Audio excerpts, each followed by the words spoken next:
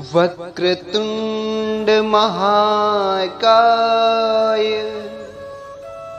सूर्यकोटि समप्रभ निर्विघ्नं कुरु मे देव सर्वकार्येषु सर्वदा। गजाननं भूतं गणादिसेवितं कपित्थजम्बुफलचारुभक्षिणम् उमाश्रुतं शोकविनाशकारकं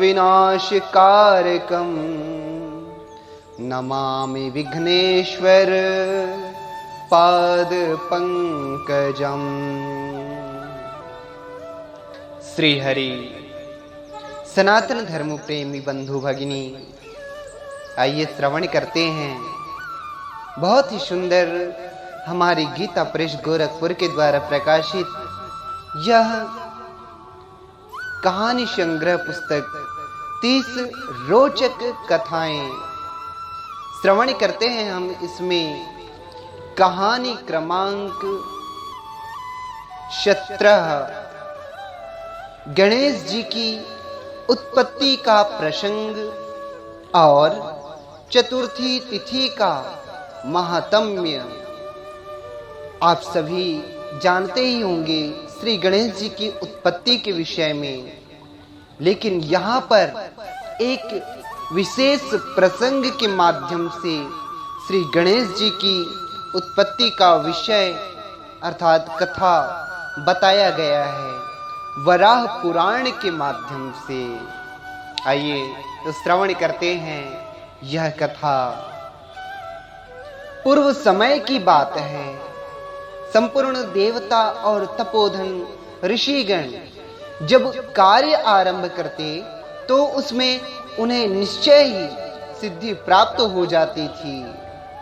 कालांतर में ऐसी स्थिति आ गई कि अच्छे मार्ग पर चलने वाले लोग विघ्न का सामना करते हुए किसी प्रकार कार्य में सफलता पाने लगे और निकृष्ट कार्यशील व्यक्ति की कार्य सिद्धि में कोई विघ्न नहीं आता था। तब पितरों सहित संपूर्ण देवताओं के मन में यह चिंता उत्पन्न हुई कि विघ्न तो असत कार्यों में होना चाहिए, सत्कार्यों में नहीं। ऐसा क्यों हो रहा है? इस विषय पर वे परस्पर विचार करने लगे। इस प्रकार मंत्रणा करते करते उन देवताओं के मन में भगवान शंकर के पास जाकर इन समस्याओं को सुलझाने की इच्छा हुई। तब वे कैलाश पहुंचे और परम गुरु शंकर को प्रणाम कर विनय पूर्वक इस प्रकार प्रार्थना करने लगे। देवाधिदेव महादेव, असुरों के कार्यों में ही विघ्न उपस्थित करना आपके लिए उचित है, हमारे कार्यों में नहीं। देवताओं के इस प्रकार कहने पर भगवान शंकर अत्यंत प्रसन्न हुए और निर्निमेष दृष्टि से भगवती उमा को देखने लगे। देवता भी वहीं थे। पार्वती की ओर देखते हुए वे मन ही मन सोचने लगे, अरे इस आकाश का कोई स्वरूप क्यों नहीं दिखता? पृथ्वी, जल, तेज और वायु की मूर्ति तो चक्षु गोचर होती है, किंतु आकाश की मूर्ति क्यों नहीं दिखती? ऐसा सोचकर ज्ञान शक्ति के भंडार परम पुरुष भगवान रुद्र हंस पड़े। अभी हंसी बंद भी नहीं हुई थी कि उनके मुख से एक परम तेजस्वी कुमार प्रकट हो गया। वही गणेश के नाम से प्रसिद्ध हुआ। उसका प्रचंड मुख तेज से चमक रहा था। उस तेज से दिशाएं चमकने लगी। भगवान शिव के सभी गुण उसमें सन्निहित थे। ऐसा जान पड़ता था मानो साक्षात दूसरे रुद्र ही हों। वह महात्मा कुमार प्रकट होकर अपनी सस्मित दृष्टि, अद्भुत कांति, दीप्ति मूर्ति तथा रूप के कारण देवताओं के मन को मोहित कर रहा था।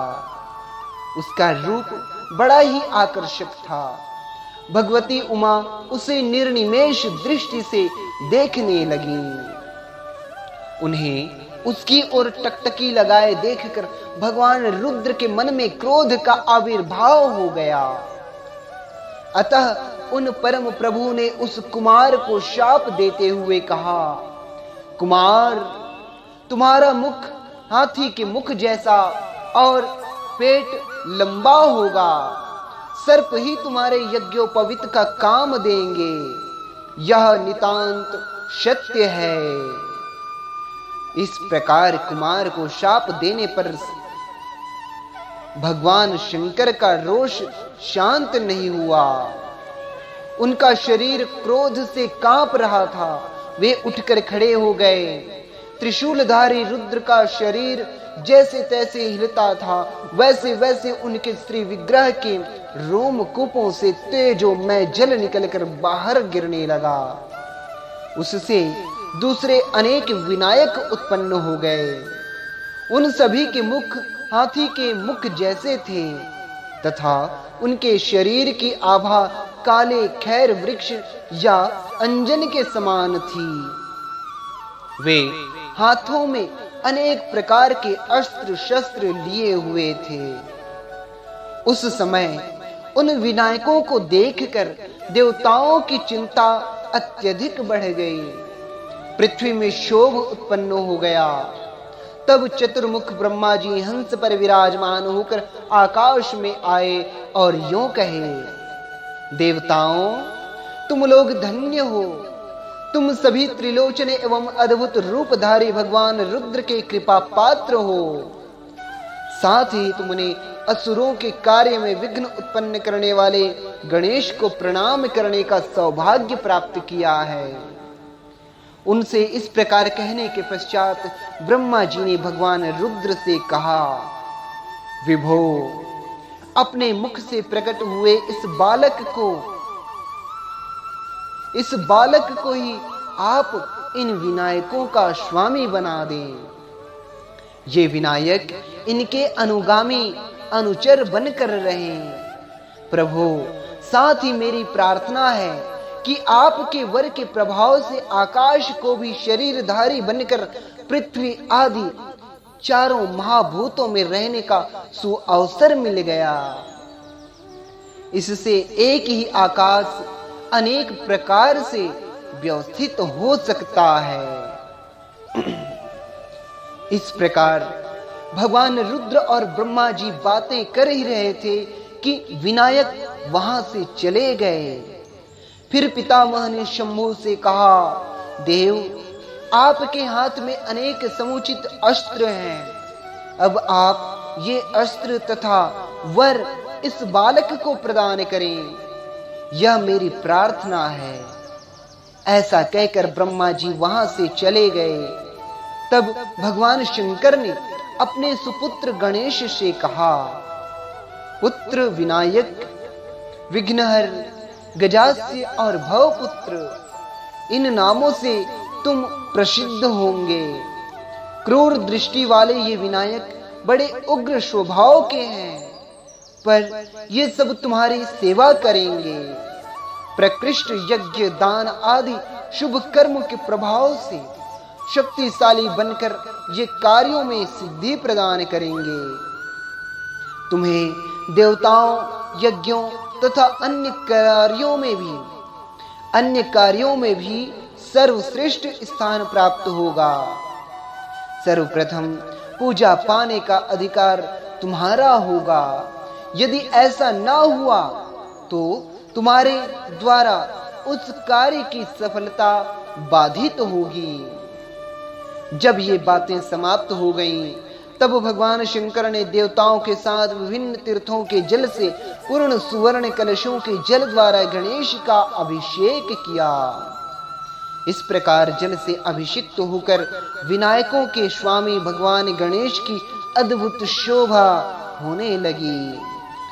उन्हें अभिषिक्त देखकर सभी देवता भगवान शंकर के सामने ही उनकी इस प्रकार स्तुति करने लगे। गजानन आपको नमस्कार है, गणनायक आपको प्रणाम है, विनायक आपको नमस्कार है, चंड विक्रम आपको अभिवादन है, आप विघ्नों का विनाश करने वाले हैं, आपको प्रणाम है। सर्प की करधनी से सुशोभित भगवान आपको अभिवादन है। आप रुद्र के मुख से उत्पन्न हुए हैं तथा लंबे उदर से सुशोभित हैं, आपको नमस्कार है। हम सभी देवता आपको प्रणाम करते हैं, अतः आप सर्वदा विघ्नों को शांत करें। जब इस प्रकार भगवान रुद्र ने महापुरुष श्री गणेश जी का अभिषेक कर दिया और देवताओं द्वारा उनकी स्तुति संपन्न हो गई, तब वे भगवती पार्वती के पुत्र रूप में शोभा पाने लगे। गणाध्यक्ष गणेश जी की जन्म एवं अभिषेक आदि सारी क्रियाएं चतुर्थी तिथि के दिन ही संपन्न हुई थी। अतएव तभी से यह तिथि समस्त तिथियों में परम श्रेष्ठ स्थान को प्राप्त हुई। जो भाग्यशाली मानव इस तिथि को तिलों का आहार कर भक्ति पूर्वक गणपति की आराधना करता है, उस पर वे अत्यंत शीघ्र प्रसन्न हो जाते हैं। इसमें कोई संशय नहीं है।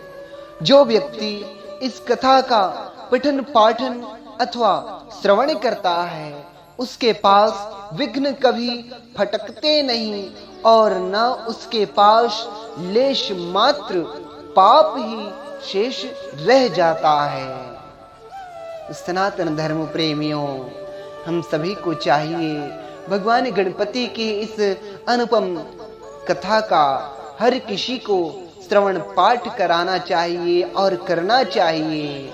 और श्री गणेश जी की हमें सर्वप्रथम स्तुति, वंदना, प्रार्थना और ध्यान अवश्य ही करने चाहिए। आप सभी को श्री गणेश चतुर्थी की हार्दिक शुभकामनाओं के साथ आज की यह कथा यहीं पर विराम करते हैं। फिर श्रवण करेंगे अगली और कथाओं के साथ।